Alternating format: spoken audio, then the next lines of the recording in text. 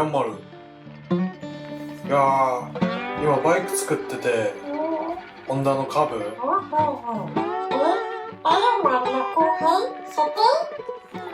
そうや、ライオン丸の後輩だよ。ライオン丸にもついに設定ができたか。そうやな、よかったな、ライオン丸。嬉しいね。まあこれはね、ジョルカブってやつで、ホンダのジョルノっていうスクーターのフレームにカブの4速のエンジンを乗せたやつなんですよ。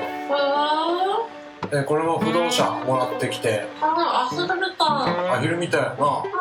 でキャブだけ掃除したら、とりあえずエンジンはかかったんで、まあライオン丸の時よりだいぶ回したけどね。でまず外せるもん全部外して、フレームも作り直して、で燃料タンクは除雪機のやつを乗っけて、そうでこれもともと足でシフトチェンジするような感じなんですけど、ハンドチェンジにしたいなと思ってます。なんかよくわかんないけどすごいね。コンセプトは走る机が走ってるみたいなバイクにしたいなと思って。しゃもじじゃないんだ。そうしゃもじって言うな。しゃもじだ。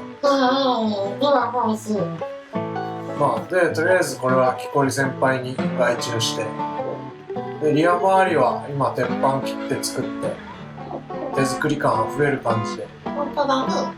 そう軽いね。でしょ。でバッテリーバンドなんか革だから。これも作ったの。そうで乗ってみるとこんな感じなんだよ。かわいいね。かわいいっしょ。でこれもともとハンドブレーキやったんですけど、ブレーキペダルを改造してつけてフットブレーキにしてます。こんなことですもんね。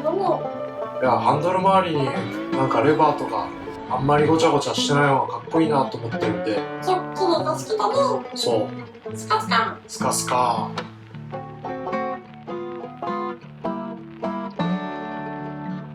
でまだメインハーネスとか作ったり他にもやることは残ってるんで、動画でやっていけたらなって思ってます。忙しいね。